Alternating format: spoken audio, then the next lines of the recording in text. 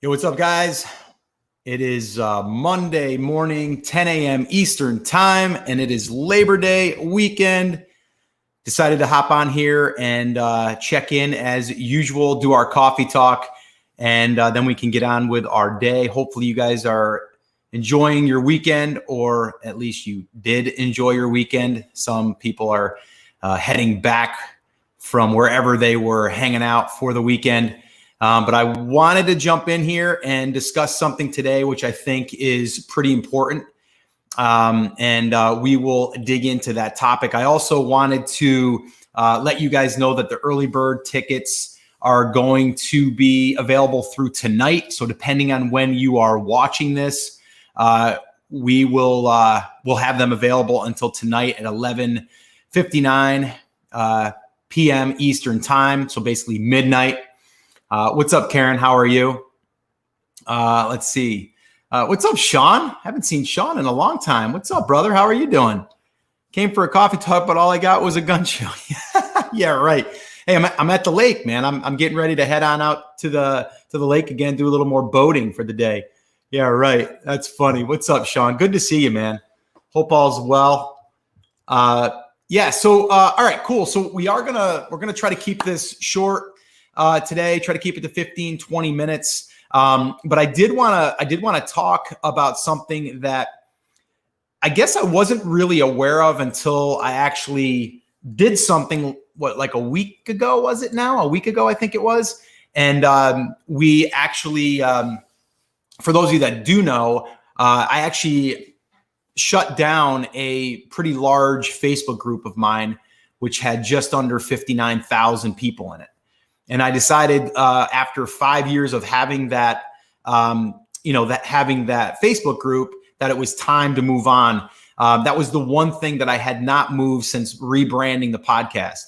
And so as I was doing that, I had a few people, and what they had said was, wow, man, that was a bold move. Like to do that, like to take, a group that has that many people in it, that you can connect with, that you can engage with, that you can put your stuff in front of, right? Like you have that, that's a pretty bold move. And yeah, you could say it is, but it also was something that felt right and necessary. So I'm a big believer in doing what feels right and also what's in alignment. And if it doesn't serve you and where you're going, there's no sense in doing it just because, well, I have this group of people that I can talk to, or that I can show up and do lives and all of that stuff, right? The other thing that I noticed is when I did that, I also was aware that, there was a chance, not an opportunity, a chance that I was going to lose people, right? And that's exactly what happened when I did the podcast switch. Like I knew that going from the one direction to another direction was going to probably have people leave, and that was okay. But the one thing I wanted to share with you guys today, which was I received a comment inside of, I believe it was inside of Brand Creators Academy. It might have been in the new group, the Rock Your Brand Facebook group, which if you guys are not part of that, let me throw this up here. Let's see here. Where is my little banner here? There it is. So if you guys are not part of our our Rock Your Brand Facebook group, you can head on over to brandcreators.com/RYB, and you can join that group over there, or you can request to join. Everything is by approval over there. We are being very, very strict on it as far as like who is accepted, because we want to make sure that the people in there are the right people, and we're just all working on building our brands, right? So anyway. So back to the reason why I wanted to share this with you guys today is, when you do something like that, like some people would be like, well, Scott, like, wow, like that's a lot of people. And you're just going to like basically just not get rid of them. But you're saying like, I'm going here. If you want to come, you can come here. So there's going to be disruption there. And you're basically saying like, you're not going to be able to communicate with those people anymore. And the truth is that group wasn't that engaged anymore, at least for my new direction, right? It had some Amazon discussion still. It had some e-commerce stuff in there, but it also started to get overrun with spam. So because of that, I made that decision. But the one thing that this lady had said to me inside of the group was, wow, Scott, like I was shocked that you actually did that. But the thing that I was more, I don't want to say shocked, I think the word she used was impressed or something like that, was that you had enough confidence to build another group. Not that it needs to be that big, but you had enough confidence as an entrepreneur to say, you know what, I've done it once, I can do it again. I'm getting rid of that over there because that doesn't serve the direction. So, and she went on to say, like, she actually gained more respect for what I do because I made that big decision, right? And I didn't do that with the intentions of looking like, oh, look it, I can shut down this big group and I can go over here and start something new. That wasn't the point. But when she brought that to my attention, I said, you know what, there's something there, because you know, she was right in a sense that I'm not worried because I said, oh, that group is, you know, no longer, I can't like engage in that group and communicate in that group. It wasn't that at all. It was like, how am I going to find 500 people, right? Not 59,000, 500 people today that I can engage with that are 100% bought in on this, I'm going to build a brand kind of thoughts, right? Or the method, right, of building a brand, right? Because there's all different ways you can build a brand. So my idea was, I want to speak to more direct people. I want to help people in there that are wanting help on building a brand, and not just people that are a number. Like, it's not about a vanity metric for me, right? I could keep that and go, hey, look at me, 59,000, people in a Facebook group. And then you'd be like, wow, he must have a really big following. And wow, I want to get to know Scott, right? And that's like a vanity. It's like a brag number, right? I don't care about that, right? I just don't. I'm more about connecting with the people, like the people that are on here right now on Labor Day, right? The few that are here live with us in this small little group. I'm okay with that, because I also know that after this thing will live on, and then the right people will come over and want to, be part of Brand Creators. It'll be smaller. It'll take more time, right? And I'm okay with that. So what I want to share with you guys is that if you are doing anything, I don't care what it is, you're building a skill, right? There's a skill that you're building by doing, right? Not by just learning, right? We can learn all day long. You build the skill when you do, right? So I've done that in multiple niches, by the way. The brand that we are in the process of selling, you guys have heard me talk about this here for the past couple months. It's finally into the final stages here. And we should be closing probably in the next week, maybe week and a half. Hopefully, fingers crossed. But, we had a group there that was over 25,000 people, right? And so that was basically grown the same kind of way, like give out good content, help people in the group, right? Like all of that.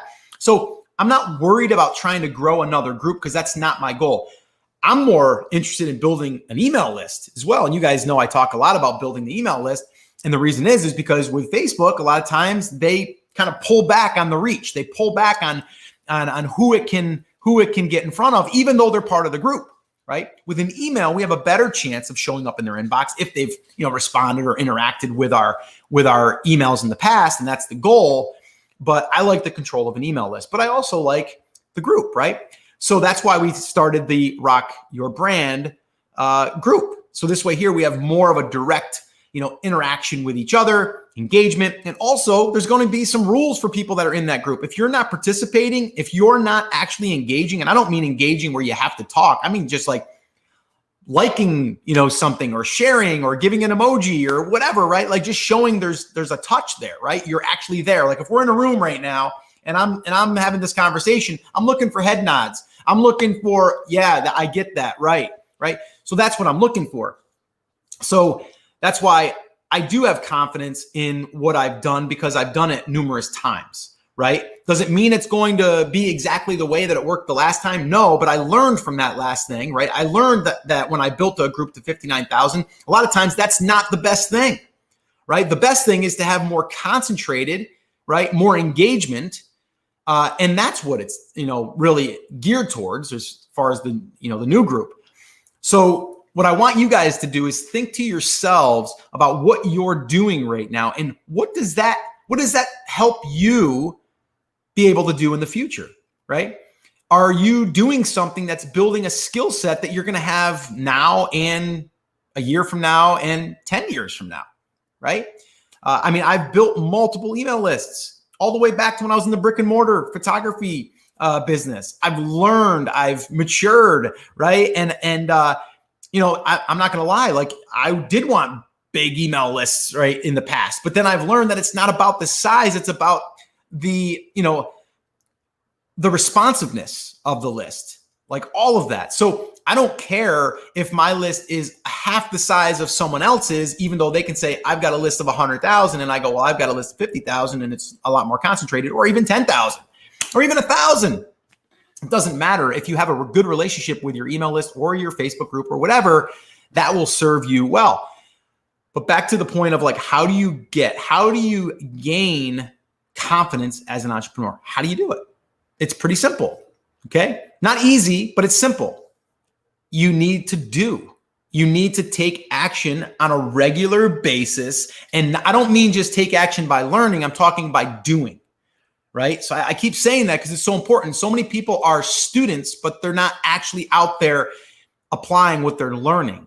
So I need you to think to yourself, are you actively actually doing something, or are you just in more of the learning mode, right? And this also brings up another good point here, and also something I want to remind you guys about, depending on when you're listening to this. If you're watching this or listening to this and it's before September 12th, which is, let's see, next Saturday, we are doing a full day workshop starting at 10 a.m. We're finishing at 6 p.m. And we are going to have a networking party at night too.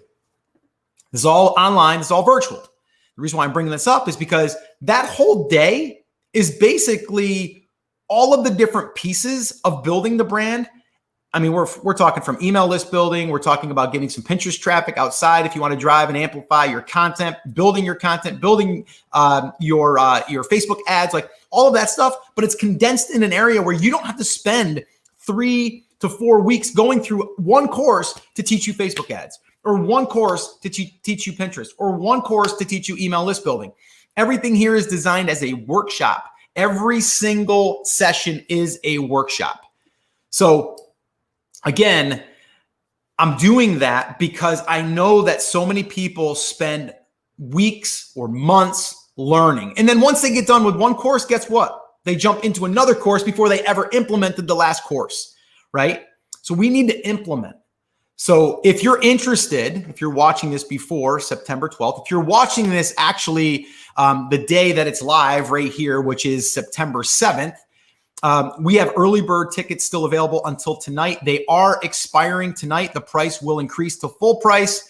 And there's 2 different options. There's a live option, and then there's a live plus recordings option.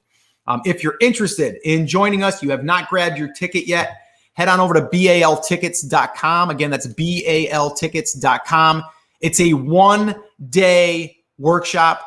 Last year, we did a full 2.5-day live event, workshop style at, actually, we were in Texas, and that was Brand Accelerator Live 2019. Well, this year, we were going to do it again in Charlotte, but it got canceled because of COVID, right, of this virus. And so what we decided to do is postpone it till 2021, the live one. And then we decided to do a 1-day, really concentrated workshop day for Brand Accelerator Live 2020. So if you're interested, if you have not gotten your tickets yet, head on over to baltickets.com. If you're watching this again before midnight on September 7th, early bird tickets will be available. After that, they will be still available, but it just will be full price. All right. And then we will be kicking this thing off Saturday morning at around 9:30 a.m. Eastern time. And then we will officially kick off the first session of the day at 10 a.m. Eastern time. And I'm super excited about this, guys. It's going to be really awesome. And it's not going to be, I don't know if you guys have like seen a lot of these, there's summits and there's online virtual events and all of that stuff. And they're like 40 plus speakers and it's over 3 days. And it's, you know, on this topic and this topic and this topic and this topic. And it's like, the minute I hear that, I feel overwhelmed. So I don't want overwhelm. least me personally. So number one, I created an event that doesn't give me overwhelm. And number two, I want my attendees to not feel overwhelmed. I want you to be able to sit through a 45-minute session workshop and then have 10 minutes available to ask questions. And then we move on to the next session. That's what I want, right? I don't want to fill it up with a whole bunch of speakers and piggyback them. And then you have to choose which one you want to go to and all this stuff. And then all of a sudden it's like, do I really need to know all that right now? And my answer is no, you don't. What I've got laid out for that entire day is everything that I would do again, and I still do inside of any brand that I'm working with. We're talking content creation. We're talking about email list building. We're talking about amplifying your content through channels like Pinterest, which is an evergreen platform, which I love. You guys hear me talk about evergreen a lot. All right. We're going to be sharing Cassidy Tuttle from Succulents and Sunshine. It's going to show us how she has really taken a $10 digital product, built her email list in the process, and is generating about 12 grand a month just from that little mini funnel, which she's going to basically show exactly what she's done. She's going to show you the products. She's going to show you the emails, all kinds of good stuff. And the cool thing is after you get done watching that, you're going to be like, you know what, Scott, I think I want to create a digital product. And then guess what the next session is? Myself sharing with you how you can build your first digital product and sell it in the next 30 days. Like that's the next session, right? Then Chris Schaefer at the very end is going to show you how to really master Facebook ads the easy way within 7 days. So everything builds on each other at this virtual event. So again, if you guys are interested, head on over to baltickets.com and you can grab the tickets over there.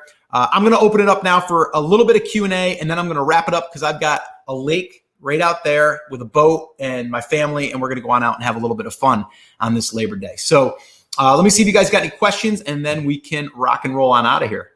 Let's see. Wow. How do you pronounce that? Sanaullah from Afghanistan. I mean, I love that we get so many people from all over the world. That is just amazing. Thank you so much for stopping in. Is this your first time here? I think it is. Karen, what's up? Good morning. Lots of rain for you, huh? You look like you have a beautiful weather. Enjoy. Yes, beautiful, beautiful weather today. Hello, Helene. What's up? Good morning to you. Renee, what's happening? Charles, what's up? From Georgia. What's happening, man? Let's see. Salimah, what's up? How quickly can someone have a digital product up and running without a list? Well, it depends on a lot of different things, but I think the biggest thing that I would suggest would be like not starting with the digital product. I would start with the email list. And the reason is because the email list will allow you to sell the digital product. It'll also allow you to ask your list what they actually want before you build it. I'm a big believer on doing like a beta release or a beta launch or an MVP, minimal viable product. I'm a big fan of doing that because I don't want to spend a week or 2 or 3 building something, then find out people don't want it. I want people to raise their hand with their credit card and then I can build it, right? And there's ways to do that. But the email list is a big, big critical piece there. We also get to put a lead magnet out and we get to say, hey, are you guys interested in this? And if they start to, opt in for it, then we can kind of see that we're in the right direction. So I wouldn't start with a digital product. I would start with the lead magnet that could lead to a digital product, and I'd start building that email list. What lessons did you learn from your last live? I forget what was my last live. What did we talk about? That was Friday Jam Session, wasn't it? Salimah, you know what? I'm in a blur right now because we've been at the lake. I've been unplugged pretty much. I forget what was our Friday Jam Session about. How to sell a digital product, I think it was, right? How to sell a digital product. And I went through 5 different ways. What have I learned from my last live? I think that was your question, or was it just me, myself doing a live? Gabriella, what's up? A quick question. I'm working on launching a brand selling physical products using print on demand. Which platform would you recommend for this? I'm considering Etsy with Printful for starters. I love simplicity. So if I haven't heard of Printful, but Etsy's a great platform and if you can incorporate a print on demand service, I think that's great. If you are doing products like t-shirts or mugs or tote bags, any of that stuff, Teespring's another great platform for that. And Yeah, so that's what I would say, but I like it. The one thing I would say though, Gabriella, is there something other than the products that you are tapping into in that market, right? Or are you just going after people that are obsessed with, like, let's say bass fishing, right? So I'd like to know that, because I would like to see a content play or an email list that you can communicate weekly with versus it just selling. So that's what I would say. Charles, you know what? I would love to take a sip of coffee, but I got a little bit of some bad news here. I made a cup of coffee before I got on here, and I was getting ready to jump in this room, and I knocked the coffee over and I spilled it all over the counter, and I had to mop it all up with all of the paper towels, and I have no coffee right now. I had one this morning on the boat, but I don't have a cup of coffee right now. I have to admit, I'm confessing right now, no coffee. I wanted coffee, but it didn't work out. All right. So let's see. Should I use my first digital product as a lead magnet to build my email list? Yeah, you could totally do that. And then you can turn it into a paid product. Why not? My first ever digital product for my photography business was an ebook that I gave away for free for the first 100 people. And then I started charging for it. So you totally can do that. Give it away for free. And maybe even just say you're only going to give away 100 copies, something like that. And you add a little scarcity in there as well. Let's see. Okay. Yes, I definitely get overwhelmed with conferences with so many speakers. I end up only applying 1 or 2 trainings anyway with limited time and focus. Yeah, exactly. We don't need more. We need to simplify, right? We need to simplify. Let me ask you guys a question. Okay. Anyone here that's still with me live here, who here just wants to be really able to focus on simple things in their business? And if I could turn everything off and I just said, listen, just focus on these and your life will be so much simpler. You won't be trying to chase all of these different things or learn all these different things. Who wants simplicity? I'm raising my hand, right? And I actually made that a point to do after my last event. Which was last year, which was crazy. Actually, Salimah. Okay. You wanted to know what I learned from after doing my in-person live event with over 200 people at a venue. What did I learn? Okay, here's what I learned. And it kind of goes back to what I learned that entire year. All right. Wrote a book. Took me about 9 to 10 months to write it and then get it ready for that event. Did an inner circle, high level mastermind, okay, with high level entrepreneurs. Did that, okay. Then from there, I basically was still selling one product for, at the time, the amazing seller, which was our ecom business formula. So I had that going with students and all of that stuff, okay. Then I was planning my first ever live event. I also had a workshop at the lake house. I had all this stuff going on, right?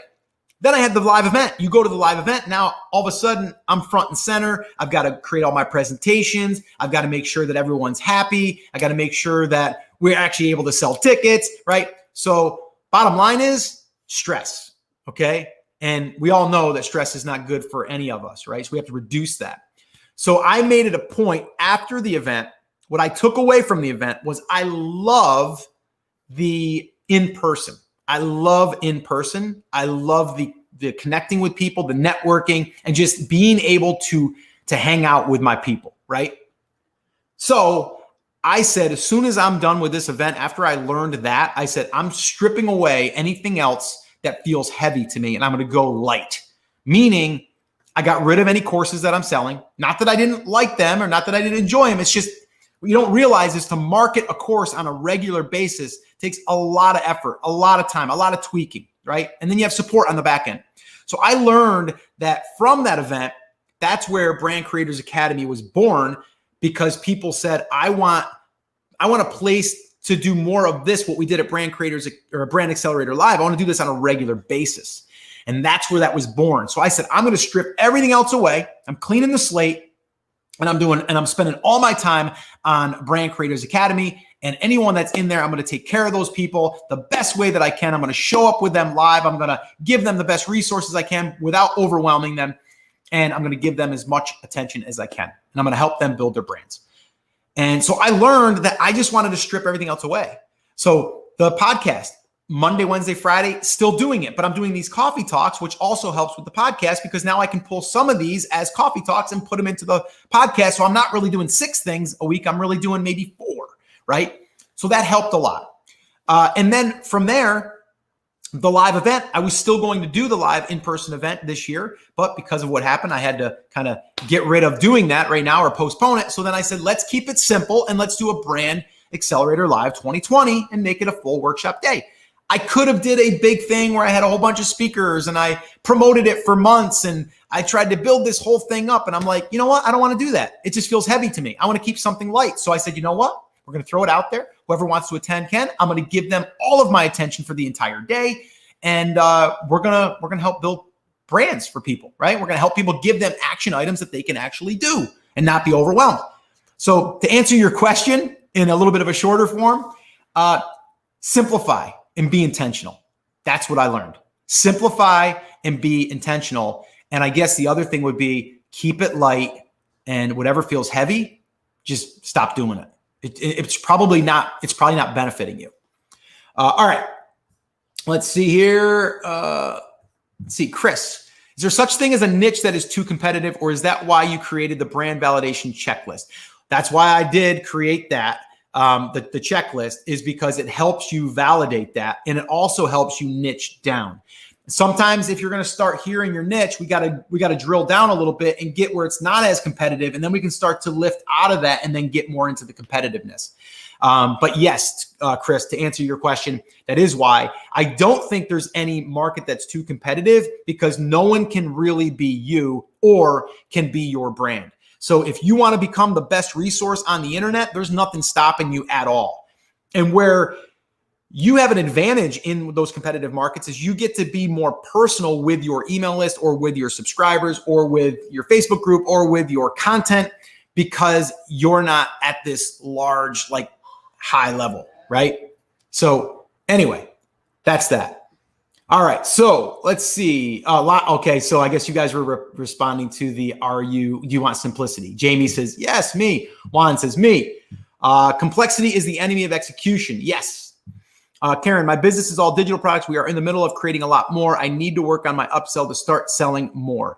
Yes, and once you continually build this out, Karen, we have options, right? We can mix and match. We can create bundles. We can do all kinds of things. But I would definitely, and I told you this before, and I'm going to tell you it again, we need to make sure that we're really listening to what the market actually wants. And we need to also make sure that we're not separating ourselves too much with inside of that list, so we can always have products that play well together. Kay says, I do. Ruth, what's up? Yep, got your hand raised. Like it. I need simple to get everything done. Me too. BAL was awesome. Thank you, Jamie. Iva, yes, struggling with that lately. Yes, I need to simplify. Too many things going on. Yep, I agree. Yep. And Salimah, have a great day. Awesome. All right, guys. So that's going to be our coffee talk for today. Even though I didn't have my coffee, I wanted it, but I was not able to have it because it spilled all over my counter.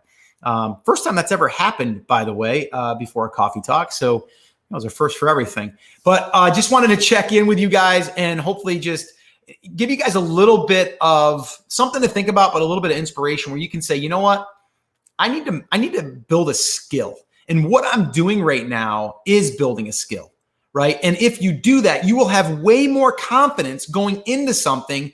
Even if what you did doesn't succeed, you've built confidence because you've taken that thing and whatever it is, right? And you've worked on it. You've practiced it. You've learned things by what happens when you do certain things. So you're learning all the time, and then you build that confidence. It's just like if you're playing basketball and you're taking threes, you got to have the confidence you're going to make the three on every shot, right? So I closed down the one group and I'm like, am I going to build another group of 59,000? That's not the goal. My goal is to build a good group of people that are responsive and that are engaged and that are helping each other and a safe place for people to be. That's the goal, not the number, right? So I'm not going after the number. I'm going after quality, right? So anyway, Gabriella, yeah, get yourself another coffee and enjoy the holiday. I will. Yeah, Charles, I know, no coffee for coffee talk, right? That's crazy. All right, guys, that's going to wrap it up for today. I will be back with you guys on Wednesday. I'll probably still be here. It'll be my last morning here, but I will be here on Wednesday. And we're approaching this coming week. Let's see, this coming Saturday, September 12th, we will be doing our Brand Accelerator Live 2020 virtual event. Would love for you to attend. It's very affordable, very, very affordable. I've done Lake House here. I've done Lake House little retreats here for over $4,500. This is